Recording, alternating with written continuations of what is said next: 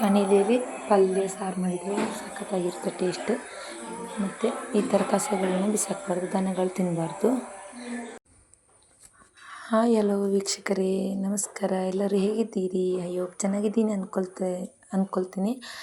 ಹಾಗೆ ನಾನು ಸಹ ಚೆನ್ನಾಗಿದ್ದೇನೆ. ಇವತ್ತು ನಾನು ನಿಮಗೆ ಕೊಡಗಲ್ಲಿ ಅಂದರೆ ಮಡಿಕೇರಿಯಲ್ಲಿ, ನನಗೆ ಕಾಸರಗೋಡಲ್ಲಿ ಸಿಗುತ್ತಾ ಅಂತ ಗೊತ್ತಿಲ್ಲ, ಮಡಿಕೇರಿಯಲ್ಲಿ ಅಂತ ಸಿಗುವಂತಹ ಕಣಿಲೆ ಮೊಳೆದು ಹೇಳ್ತಿರುತ್ತಲ್ವ, ಅದನ್ನು ನಾವು ಕಣಿಲೆ ಅಂತ ಹೇಳ್ತೇವೆ. ಅದು ಯಾವ ಥರ ಕೊಚ್ಚೋದು ಅಂತ ಹೇಳಿಕೊಡ್ತೀನಿ, ಕಟ್ ಮಾಡ್ಕೊಳ್ಳೋದು ಸಣ್ಣ ಸಣ್ಣದಾಗಿ.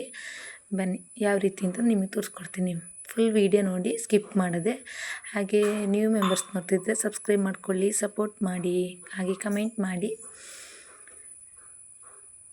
ಮೊದಲಿಗೆ ಅದರ ಸಿಪ್ಪೆ ಇರುತ್ತಲ್ವ, ಸಿಪ್ಪೆ ತೆಗೆದು ಮತ್ತು ಈ ಥರ ಕೊಚ್ಕೊಳ್ಬೇಕು. ಇಲ್ಲ ರೌಂಡ್ ಕಟ್ ಮಾಡ್ಕೊಳ್ಬೋದು. ಎಲ್ತಿದ್ರೆ ರೌಂಡ್ ಕಟ್ ಮಾಡ್ಕೊಳ್ಳಿ. ನಾನು ಸ್ವಲ್ಪ ಕೊಚ್ಚಿದೆ, ಹಾಗೆ ಮತ್ತು ಎಲ್ತು ಸಿಕ್ಕಿತ್ತು, ಹಾಗೆ ಸ್ವಲ್ಪ ರೌಂಡ್ ಕಟ್ ಮಾಡ್ಕೊಳ್ತಾ ಇದ್ದೇನೆ. ಹಾಗೆ ನೋಡಿ, ಅದರ ಸಿಪ್ಪೆ ಸಿಗುತ್ತೆ ಒಂದೊಂದು. ಸ್ವಲ್ಪ ಕೊಚ್ಚಿ ಹೋಗುವಾಗ ಅದರ ಸಿಪ್ಪೆ ಸಿಗ್ತಾ ಇರ್ತದೆ. ಈ ಥರ ಇರ್ತದೆ ಸಿಪ್ಪೆ, ಅದನ್ನು ತೆಗಿಬೇಕು. ತೆಗೆದು ಗಂಟೆ ಕಟ್ ಮಾಡಿಕೊಂಡು ಈ ಥರ ಸಿಪ್ಪೆ ತೆಕ್ಕೊಂಡು ಕಟ್ ಮಾಡ್ಕೊಳ್ತಾ ಇರಬೇಕು. ಯಾರಿಗೆಲ್ಲ ಗೊತ್ತಿಲ್ಲ ಅವರು ನೋಡಿಕೊಂಡು ಇದು ಮಾಡಿ ಕಣಿಲೆ ಕೊಚ್ಚೋದು ಕಲ್ತ್ಕೊಳ್ಳಿ.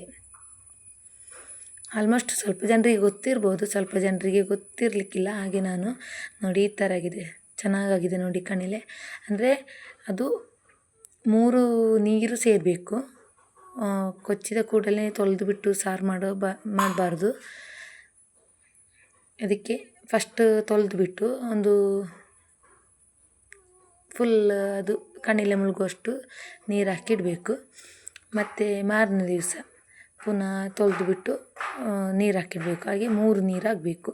3 ನೀರಾಗಿ 4ನೇ ದಿವಸ ನಮಗೆ ಸಾರು ಮಾಡ್ಬೋದು. ಅಂದರೆ ಪಲ್ಯ ಮಾಡ್ಬೋದು, ಹಾಗೆ ಸಾರು ಮಾಡ್ಬೋದು. ನನಗೆ ಪಲ್ಯ ಇಷ್ಟ, ಹಾಗೆ ನಾನು ಪಲ್ಯ ಮಾಡುವ ಅಂತ ಮೊನ್ನೆ ತಗೊಂಡು ಬಂದೆ ಮುಳ್ಳೇರಿಯ ಹೋದಾಗ. Thank you for watching.